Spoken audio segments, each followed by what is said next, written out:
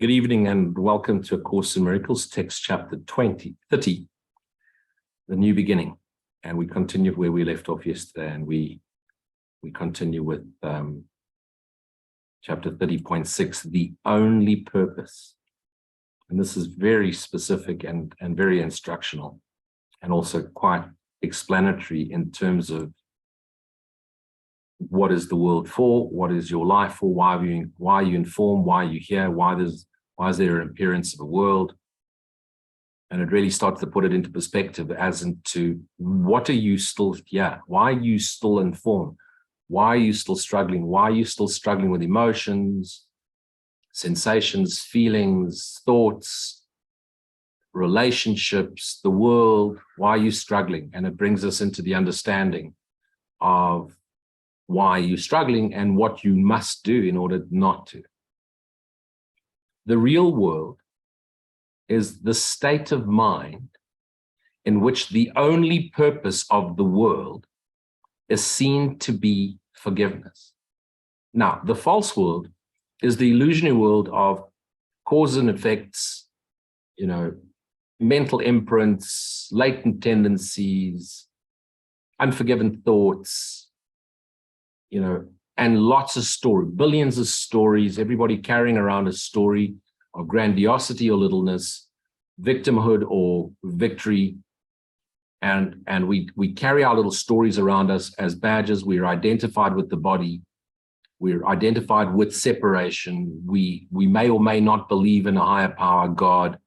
We may or may not have a guru savior, a Ramana Maharishi, a Jesus savior, either dead or alive. We have a guru or a teacher or whatever, and we think that somewhere in the future there's going to be, we're going to die, and hopefully our soul, another story, is going to go to heaven. Then we move into the non-dual space, and we start to realize, hang a second, we're dreaming. We don't quite know it, but we grasp the concept, and it seems plausible. Let's not kid ourselves. We don't know. It sounds plausible. It sounds more plausible than anything else we've ever heard. Something inside us tells us, yeah, that's the right direction. This is a dream. This is an illusion. Doesn't quite make sense because it still feels solid. And we start to apply things like law of attraction. We start to manifest at will. We visualize, we vision board, we believe, we put our attention on it, it comes. And we start to realize there's more to this world than seem to be a physical cause and effect experience. And then we move into a higher state of non-duality, and we realize all our unforgiven thoughts is what attracts the law, kicks the law of attraction off again, and attracts all the negative misery we're experiencing. So we learn, as we forgive, the law of attraction, which is in actual fact truly law of reciprocity, which is an extension of law of one, which is the law of God, the only true law, which is what's given to one is given to all, and having and being is the same, and everything is essence. Everything is the extension of the essence of that which we call God. It's a word. There is no real word for God. In Taoism, they call it the Tao that can be named is no longer the Tao. So it's unnameable. It's the essence. We conceptualize the idea of love. We don't know what love is. Love to us and as human beings is affection and desire and need and want and emotional sensation. And we start to grasp the concept that love is the unconditional acceptance of what is. It's just everything is. God is, I am. And once the I am dissolves into its source, I am, God is, eternal silence, eternal peace, eternal joy. And the combination of joy and peace is happiness. And that happiness is another expression called love. And so we start to conceptualize this. And when we start to practice the self-inquiry, we start to realize, besides forgiveness, who am I? What am I?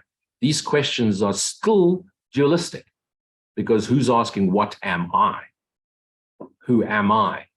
And yet through the non-dual questioning, the direct path, you observe the thought, you sink into the silence. And as you abide in the silence, we sometimes call it the heart, which is another story, just a concept, but we abide in silence. This all-encompassing silence is all-encompassing. We become aware that it's awareness. Awareness is silence. Silence is awareness. Awareness is the self. The essence of what we are is silent stillness. And through that experience of abiding in silent stillness, the gratitude, which is really grace flowing through us. What is grace? The essence of God, essence of essence. Essence, awareness, awareness, grace, grace, silence, peace, joy. These are still sensations felt by the experiencer, the body, and our seeking, that desire to seek to know. We were searching for enlightenment, we were searching for awakening, that we had an idea what it was going to be. We started to realize that it's not an activity, a wow, it's really just a, amazing, just a gentle essence, and that it comes and goes like waves. And the more we abide, the more all-pervading it becomes. And that is what we start to understand is the self, is the essence, is God. And it's all there is. It is no thing, and yet it is everything. There's no doer of deeds. There's no thinker of thoughts. There's no actor of acts. There's just this all-pervading awareness. But we still seem to be in physical form. And what the world hasn't changed much in terms of its appearance at all, in actual fact, but our interaction with it changes. It becomes peaceful. What used to be aggressive, and always seemed to attack us, because the forgiveness is gone. We realized there was nothing to forgive. We caused this to ourselves. And the world starts to reflect our happiness back at us. Things start to become effortless. And should something go wrong, because there's always an A-type soul on the highway, or an A-type soul in the queue, or an A-type soul at the office, there's always an A soul somewhere. It no longer triggers us. We don't take it personal anymore. It doesn't make us emotional. It doesn't make us aggressive. And yet sometimes we still need to have this passionate fire, because when you see something wrong and something needs to be done, you can still act. But there's nothing personal anymore. And that is the real world. So it's a closer reflection to the essence of self, the essence of God. It's a happy place.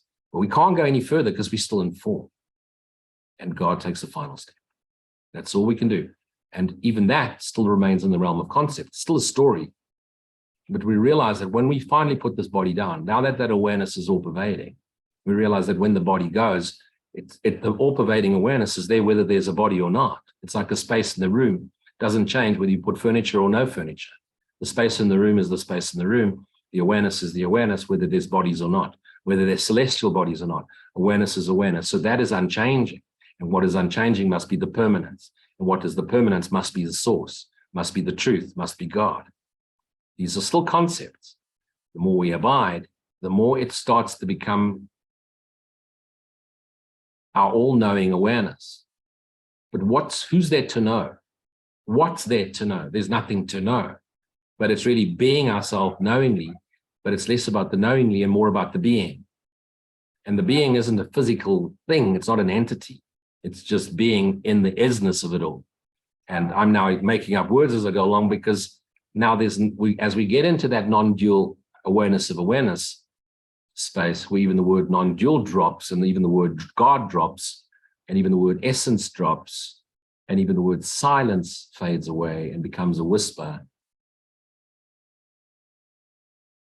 I am dissolves. God is dissolves.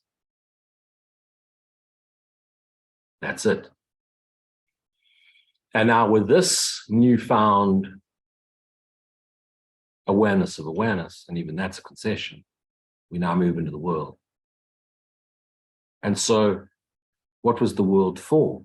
If you look back on what I've just described, I've just now explained the whole asleep to awakened awareness process from our own experience. What was this world for? What was this physicality for? This incarnation, this appearance, this temporal appearance, temporal illusion. What's an illusion? Well, it's there, but it's not. It seems to be something it's not. It appears to be something it's not.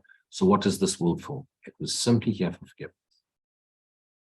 And so whenever the idea of fear comes up in any way, it can't be true, and it cannot be what it's for. Fear is not its goal. For the escape from guilt becomes its aim. In order to escape guilt, forgiveness is the process. The value of forgiveness is perceived, understood, and takes the place of idols, people, places, things, and events, which we thought was going to give us happiness, joy, and permanence, which of course it never does. Nothing temporal can give us the permanence of happiness. How can anything impermanent give us permanence? Impossible. Okay. And it was idols which are sought no longer, for their gifts are not held dear anymore because their gifts are temporal. I mean, who would want a gift that's going to fade as soon as it's been given to the receiver? No rules are idly set. No demands are made of anyone or anything. So remember this of your teacher. Don't make any demands of your teacher. Don't make any expectations of your teacher. Wink, wink, nudge, nudge. To twist and fit them into the dream of fear. Instead, there is a wish to understand all things created as they really are. And how are all things as they really are?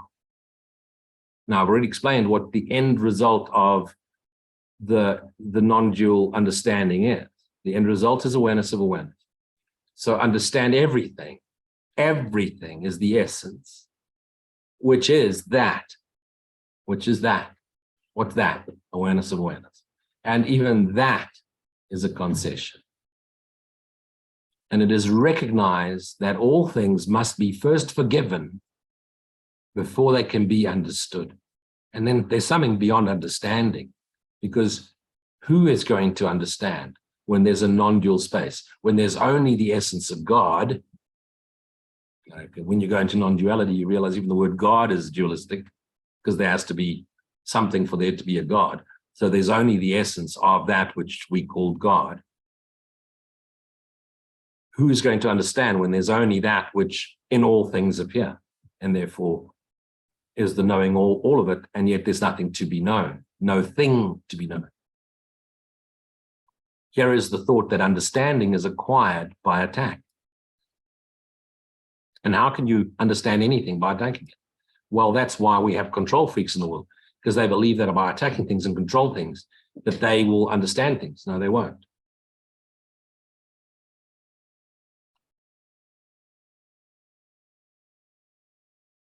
There it is clear that by attack is understanding loss. So in this world, we think that by controlling things, attacking things, and attack is, another word for attack is complain, resist, try and change.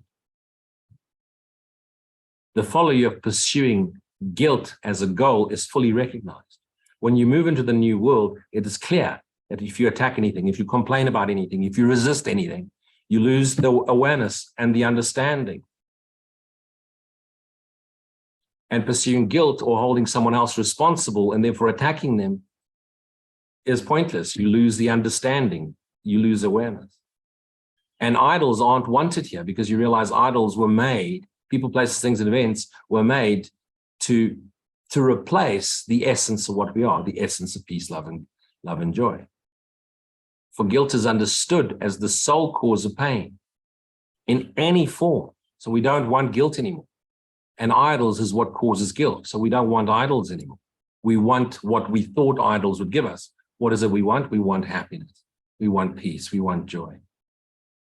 No one is tempted by its vain appeal, for suffering and death have been perceived as things not wanted and not striven for. Striven. They made it tomorrow. So once you get into that non-dual understanding, the world can't tempt you anymore, because you realize I'm looking at things that don't actually exist. The appearance of them isn't true. The essence of them is, and the essence of them shares its essence with me. So there's nothing there I want, because it's all me. The possibility of freedom has been grasped and welcomed.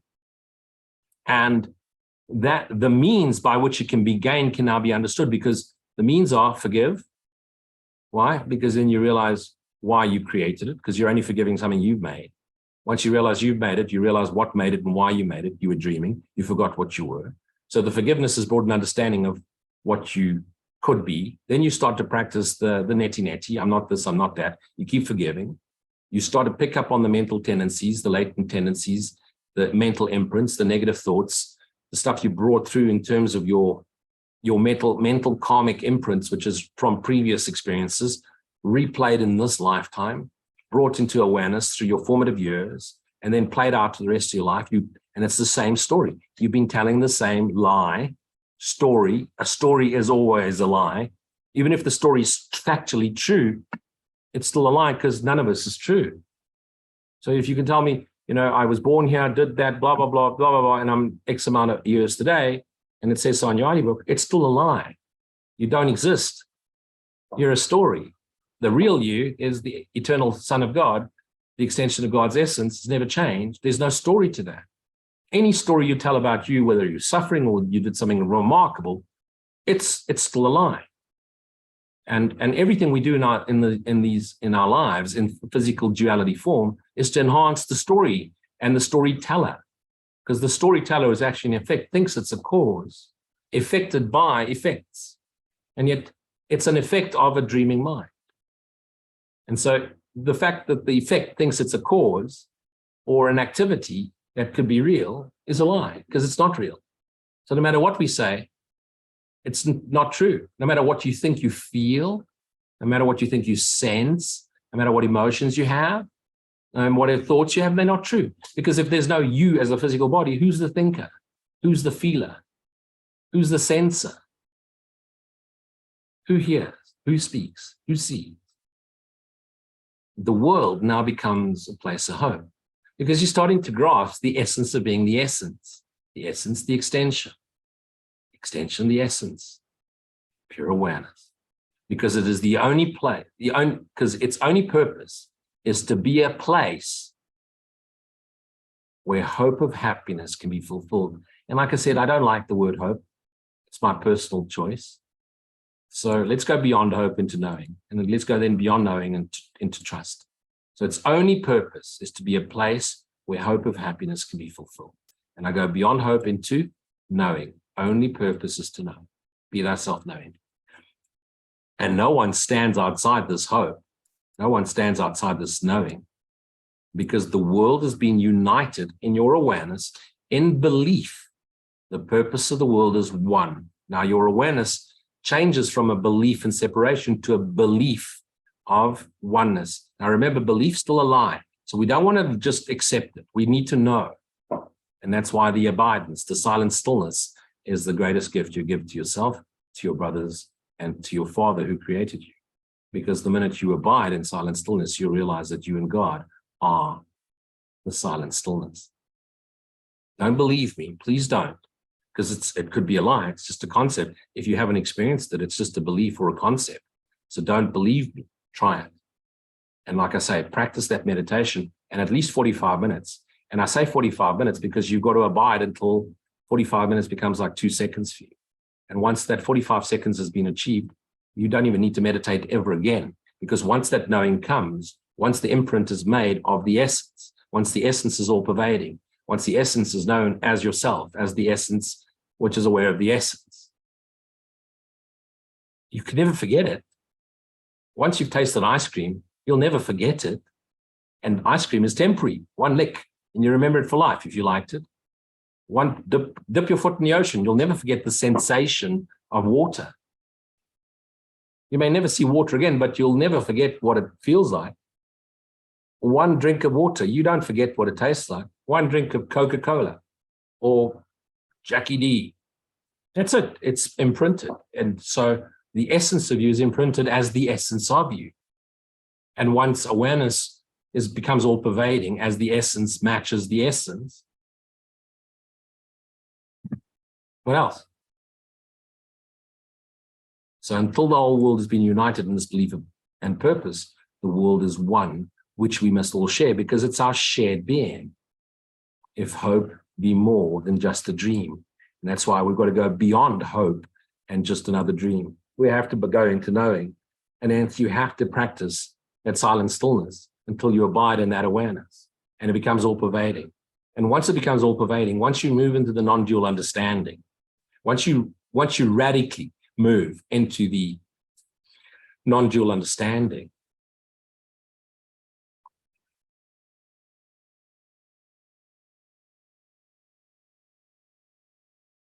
There's no word, but the wow factor, I heard it yesterday when I watched the video.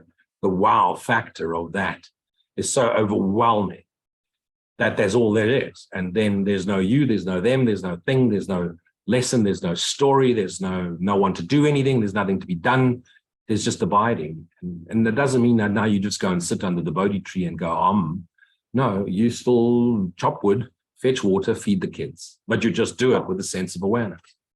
For example, I'll tell you a story. So, back in the day of milkmen, I heard the story today and I've just embellished and turned it a little. So let's say that you're late for work, but you have to have breakfast. You're waiting for the milk. The milkman is late. In the past, if the milkman arrives, you blast him for he's late, and now he's going to make you late for work. Well, you know it's going to take you half an hour to get to work. So at such and such time, you need to leave home. The milk hasn't arrived yet. Well, it's a decision. You leave. You don't eat. And you go without the day, not eating. So you then dedicate the day to fasting. Or you wait, make a phone call. I'm going to be late. Milk arrives. You have your breakfast, but you say thank you to the milkman. And the next day or the day after, you'll realize, had you left early, you could have been in a train or on a bus and had an accident, and you would have been killed. And so the milkman made you late for a reason. So you start to understand, and you either flow with or you act anyway. But there's no more blame. There's no more resistance to it. If it's late, I've got to leave, you leave. If it's late, I wait, I have to eat first, phone. You put in place what you can. Not making plans other than the plans to alleviate the suffering of others. In other words, plans as in you show up, you be responsible from a responsibility to self point of view. But you'll start to realize there's no one. But it's not that you become some facetious fuck and you just don't give a shit. Of course you do. You still care because it's all you and you're affecting all of it. But you are completely true to thyself. And you realize that thyself is all selves, but experience that from this localization. And even that isn't real, but you're still experiencing it from here. So you don't give it all up and throw it all away, but you realize what is true and what isn't, and you no longer suffer fools. Not yet is heaven quite remembered, for the purpose of forgiveness still remains in this world of separation. Yet everyone is certain he will go beyond forgiveness, and he but remains until it is made perfect in yourself, in himself, until it's completely forgiven. If you leave this plane with a single non-forgiven thought, you will return in full. You will do it again, and you'll return in the story of reincarnation, because even that isn't true. The spirit world, this world, they're not true, but you're trapped in that story. Why? Because you're trapped while you think of separation.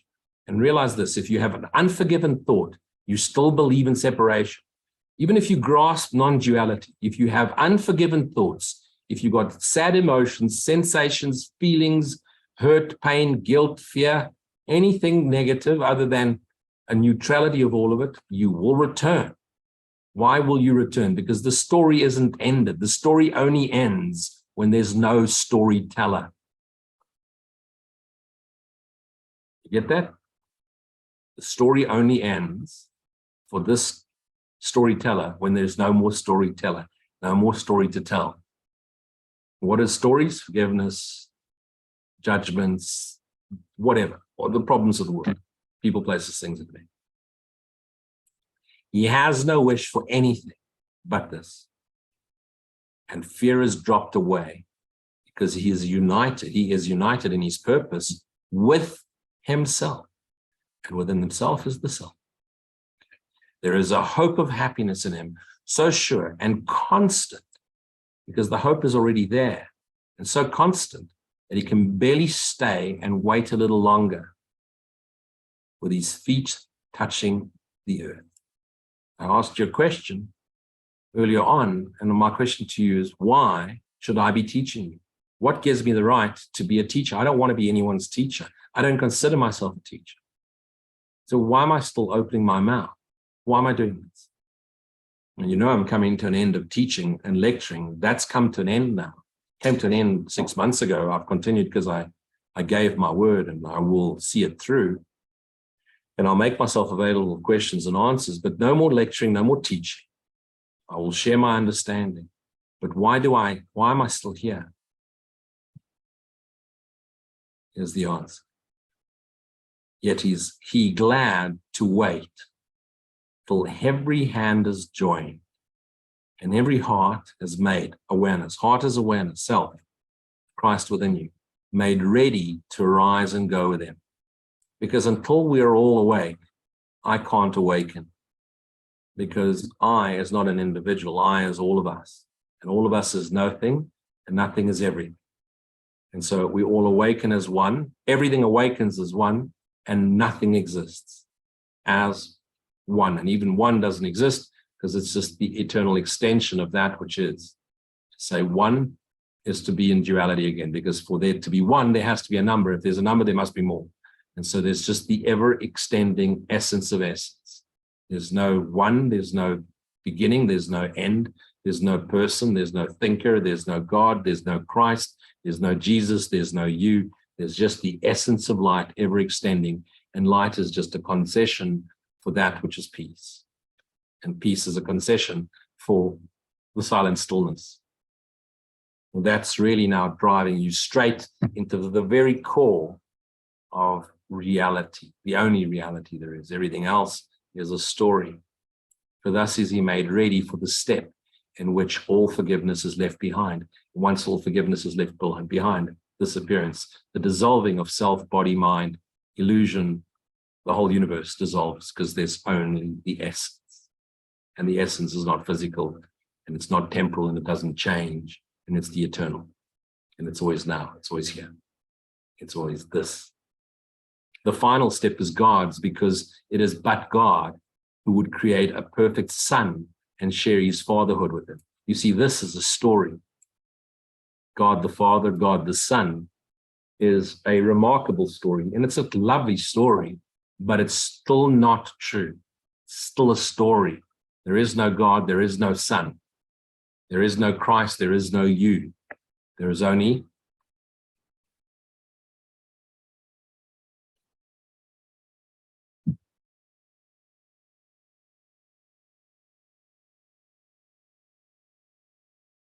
this is a play on words line, using stories again to bring it in. No one outside of heaven knows. Well, first of all, there is no one outside heaven. Okay, that's not possible, because heaven is the essence, God, kingdom. That's all there is. So there is no one outside heaven. Okay. And so therefore, no one outside heaven knows how this can be. For understanding this is heaven itself. That's a bit of a play, a bit of a trickery, but there is nothing outside that. There's the better way to have said this, sorry, Jesus, is no one outside heaven in their awareness, no one thinking they're outside heaven knows how this can be, because no one can be outside heaven. For heaven is the all-encompassing of all of this. And we're using terms like understanding, but what are you going to understand? What are you going to know when there is nothing to know? You are the knower, and even the knower means a being, and there's no being, it's just energy. Just beautiful electricity in all directions, electricity. Not in South Africa. Even the real world has a purpose still beneath creation and eternity. True creation, the extension of the essence, not this world, not the universe. And eternity, the eternal now. But fear is gone because its purpose is forgiveness and not idolatry. No longer pursuing people, places, things, and events. And if you pursue something, you believe you can gain it. If you believe you can gain it, you believe you can lose it. And that brings in scarcity and fear. Okay, so forgiveness of scarcity, fear, and idols. And so is heaven, which is really the essence of God. Heaven's Son, the essence extension, prepared to be himself and to remember that the Son of God knows everything his Father understands and understands it perfectly with him, for all there is the Son of God and his Father. And that, which is a dualistic, wonderful story, actually means there's only the essence source and the essence extension. The source of it, the beginning point, point zero, God, the extension of that forever, the Son. And that's all there is. And inside that, there crept a tiny little mad idea where the essence extension, the Son, forgot not to laugh. It's time to start laughing because you're now remembering there is no such thing. The real world still falls short of this, for this is God's own purpose, only his, and yet completely shared and perfectly fulfilled. And the real world is the dissolving of the illusionary story, body, mind, physicality, illusion, as the essence becomes aware of itself as all there is, as that which is the extension of God, as that which is God. And so there's no more need for grubby little paws. The real world is a state in which the mind has learned awareness, the dreamer, mind, little mind is the dreamer, the dream content.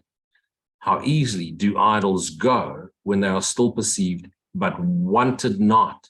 So you still see things, you see the world, but you no longer desire anything. You're attached to nothing. And that is very scary for ego body minds because they've derived all their sense of purpose, joy, happiness from people, places, things, and events, from idols. And now you're saying to them, but you give it all up. And they go, but how am I going to be happy? How am I going to find pleasure? How am I going to eat, pray, love? How am I going to be spiritual? Well, you're not. You're just going to be. And you're going to be happier than you've ever been by just being. There's no more search. There's no more quest. There's no more anything. There's just being. And being is everything because being is God. How willing the mind, the dream contents, the dreamer, can let them go when it is understood that all idols are nothing and nowhere. Nowhere, now here. No thing. And are purposeless. There's no purpose.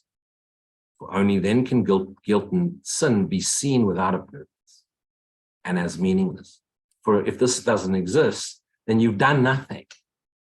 If someone's done you wrong, you don't say, oh, okay, I see you've done me wrong. I understand it. I'm bigger than you and I forgive you because I'm the bigger person. You just realize it didn't happen. I dreamt it up. Just like you dreamt last night. Imagine last night you imagined I drowned your puppies in your dream. Do you get angry with me the next day? Of course not. I didn't. It was in your dream. It's your negative misprojection of me. You think I'm a puppy drowner. I go around drowning puppies. Gosh, I love cats, so I go around drowning puppies. I want to eradicate 1,001 Dalmatians. It's in your head. It's not in mine. I wouldn't do that. So if I see you the next day and you get angry with me, I'm going to laugh at you. You're being ridiculous. You're dreaming up nonsense. You realize you're projecting. You want to drown puppies, or you feel guilty for not having saved that last little Dalmatian. Now you're projecting it onto me because I love cats and you love dogs. So you've made up the story. It's another story. And then you embellish it. Before you know it, you're angry with me and you set up a cult against me. That's how stories start. And that's how they go. Thus is the real world's purpose gently brought into, there it is, awareness. Into awareness. You notice it's not brought into your awareness. It's just brought into awareness. What are you? You are awareness. What is God? Pure awareness. What is Christ? The awareness that knows itself as the extension of pure awareness, God. So you that return to the pure awareness of the Christ mind, which is the extension of pure awareness of God's mind, are pure awareness with God. So the real world's purpose is gently brought into all there is to replace your stories, to replace all your stories. Stories, the goal of sin and guilt and all that stood between you, okay, your image of yourself and what you are. You see, it's always between your image of yourself and what you are. There's your entire struggle in your whole life. Everything that's ever been done to you, even though it appeared to be done by other people, everything has been to do with your image of yourself and what you really are in truth. And if anything's happened to you, it's because the image of yourself wasn't aligned with what you are. And the misalignment between what you are and the image you had about yourself created the flux, created the tension, created the fearsome guilt, and created the seeming attack or blame and the story that you've been trapped in for 16 billion years in a time that's never existed. So all that stood between your image and of yourself and what you are, forgiveness washes away joyfully, dissolves it, it's gone. Yet God need not create his son again. That what is what is his be given back to him. Because he's not changed. The gap, the illusion, the story, the world, the universe, the body, mind, the gap between your brother and yourself was never there. Your brother and yourself are activities in your dreaming mind.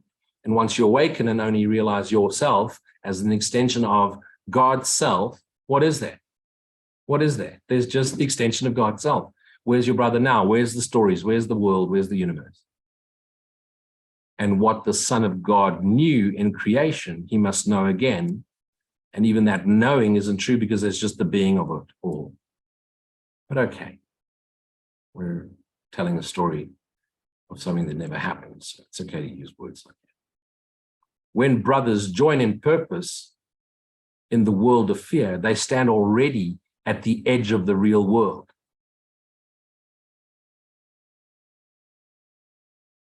Because the purpose is to let go of the idea that we're separated.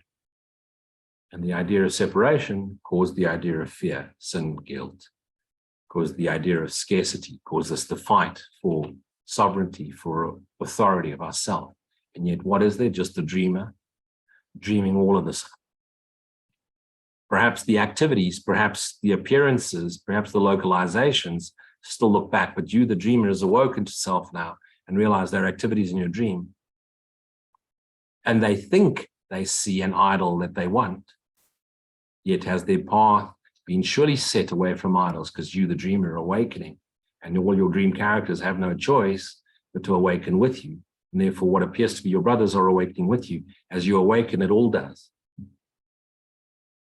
It has their path been surely set away from idols towards reality, to reality being God. For when they joined their hands symbolically, it was Christ's hand they took. Because Christ is the dreamer that dreamt them up. And they will look on him whose hand they hold, because they are activities of Christ's mind, Christ's dreaming mind. The face of Christ is looked upon before the Father is remembered.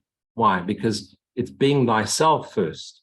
So this is the face of Christ is looked upon before the Father is remembered, is be thyself knowingly. And the minute you be thyself knowingly, you know you are an extension of God. Know thyself, you know God. When you know thyself, you know God. Where's yourself gone? Where's God gone? There just is. The idea of self and God dissolves, because even that's the final step of duality. Self, Christ, one dreamer, all its fractures absorbed into itself, the whole universe absorbed into itself. It knows itself, it knows its Father, and that's the final step. And they dissolve and they become one again. They've never changed. It's God's always been the same. It's the Christ that now fully awakens to self, to the extension of God's self. For God must be unremembered till his Son has reached beyond forgiveness, beyond, to the love of God, to the self.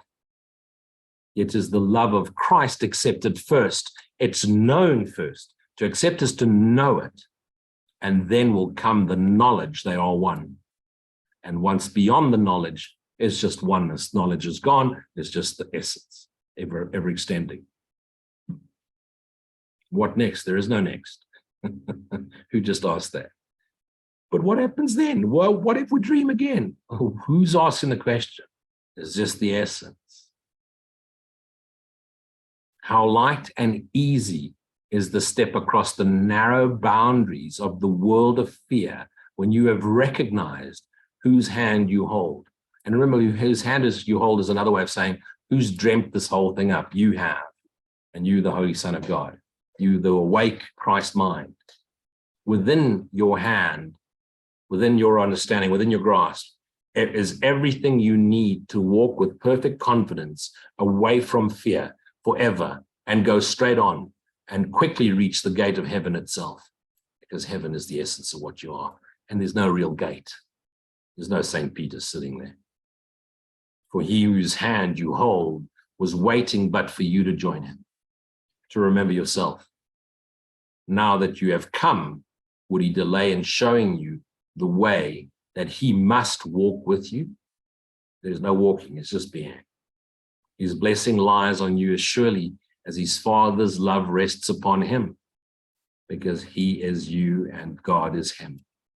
His gratitude to you is past your understanding, because as Jesus became the awake mind, so we're joining with the awake mind, and each one of us that joins the self, the Christ, awakens fully into the knowing of itself, extending of itself as that which is God's love.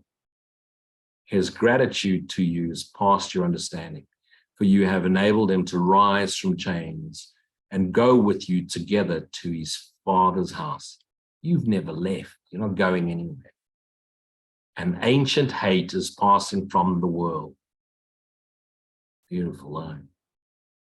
And with it goes all hatred and all fear. Look back no longer, no past, no future. The eternal here now. For what lies ahead is always here now. Is all you've ever wanted in your heart. In your heart, again, remember symbolically, it's the core of what you are, the essence of what you are. I mean, ask anyone, what is love? And you'll get 8 billion answers. Love is the only answer. And if you really wanted to, and you had to, and you had forced to embellish, God is love, love is God. Love is all there is, God is all there is. I am, God is, silence. Give up the world, but not to sacrifice. This is vital. You give it up, meaning you're no longer attached to it. It's a dispassionate disconnection. Okay, it's a letting go. It's a non-attachment.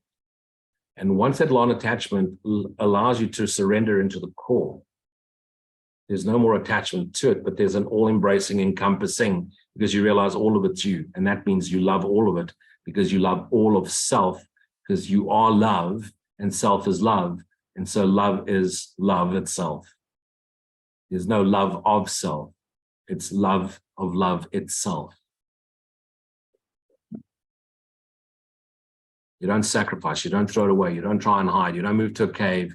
You don't go eat, pray, love, and give up the world and shave your head and wear an orange robe and sing kumbaya all day long. And now you're spiritual. And now you become a vegan and you listen to vegan music and you sing kumbaya and you don't wear shoes and you wear someone's old curtains and you live on the beach and you've got your little beggars bowl. So someone else must work, but you can be all free. And nah, none of that shit. You do whatever you want. You want to be a millionaire, you be a millionaire. You want to be rich, you be rich. You want to drive a Ferrari, drive a Ferrari. None of that stuff matters anyway. And anyway, it's much more fun driving at 300 km an hour than be stuck in traffic. Just play. No attachment. But you won't want a Ferrari because you'll realize there's parts of you struggling and starving. And so buy a Ferrari, you could feed 10,000 people for a month. Yeah, it's okay. It's just for a month, but you do it anyway. You know, you're no longer attached. You had 33 motorcycles, you realize, what the hell? You know, winter's coming, the doggies, SPCA needs money. You sell most of them, you keep 2, and you give the money to SPCA. And you know they're going to squander it anyway, but you do it. You know, and then there's some days where you miss the motorcycle, et cetera, but it doesn't matter anymore because you felt good and you still feel good for doing it and you're still doing it. It's no longer attached. You don't need 33 motorcycles. What the hell did you have them for? It was an idea. It was a story you told yourself because you needed to, you needed them. It was your bucket list. You had these fanciful things about, you wanted to experience them and you convinced yourself it was an experience or an expression of an experience. And after a while you realized it was just a pain in the Uranus because it never really allowed you to line up with your third eye chakra as your kundalini flowed up and down because they all needed trickle charges and licenses and batteries and things when they stand still and mechanical. You need to throw money at them because they break, even though they're standing still, because when you don't pay attention to an illusion, it fades, it rusts, it breaks. And so you just gave it up happily. Your life became simpler. And now you really enjoy the 2 that you have. Except you bought another 2 because you can't help yourself. Because it's just the way you are. It's just, Yeah. Because you don't have a wife, so you don't have to explain to anyone. And you can still park it in the lot. What happiness have you sought here that did not bring you pain? Think of relationships. What moment of content has not been bought at the fearful price of coins of suffering? Joy has no cost. It is your sacred right. And what you pay for is not happiness, but your sacrifice of what you think you should have in order to achieve what you want. Be speeded on your way by honesty, and let not your experiences here deceive in retrospect. Be thyself knowingly, be thyself honestly, authentically, show up, be true to thyself, because thyself is true to your source. And they were not free from the bitter cost and joyless consequences. Do not look back except in honesty. And when idols tempt you, think of this. Especially when you buy another motorcycle, dude. Naughty, go straight to hell. Don't pass go, don't collect $200.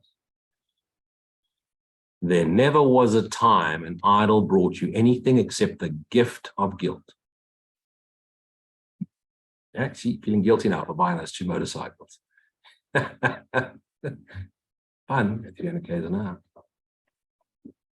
Just made it up, Mr. Policeman. It's not true. No one was bought except at a cost of pain.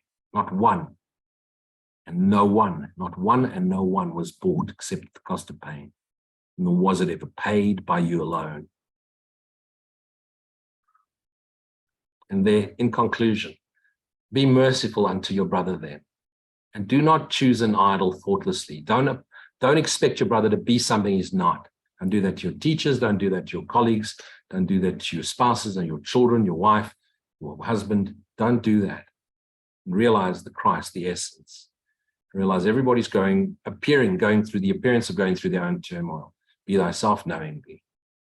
Show up, share without expectations. You don't give a gift, get gratitude. And that's the reason most people do charity, is because it's, oh, I gave money to the beggar, I gave money to this charity, because it's a self-identity image. It's in fact, is a codependency between themselves and the idea of themselves as charitable, because it gives them a little bit of a, oh, look at me. When you give unconditionally. Imagine your most prized possession. Could you give it to a beggar on the street? If you then gave it away and made some money off it to buy crack cocaine, you love him so much you give it away and you care not what they do with it. That's giving unconditional. Can you do that? If you can't, you haven't learned to give unconditionally. Then don't give at all, because if you give and you feel resentment, in actual fact, it's hurting you. So don't give if you feel resentment. Remembering that he will pay the cost as well as you. For he will be delayed when you look back, as you hold yourself and the rest of the dream in the illusion. And you will not perceive whose hand you hold, who's dreaming and what the dream is. You are not the content of the dream. You are the dreamer. You are not this. If you think you are this, you believe you're the content of your dream. You are that which dreams. And there is only that which is the extension of God's love, temporarily asleep, but it's not true.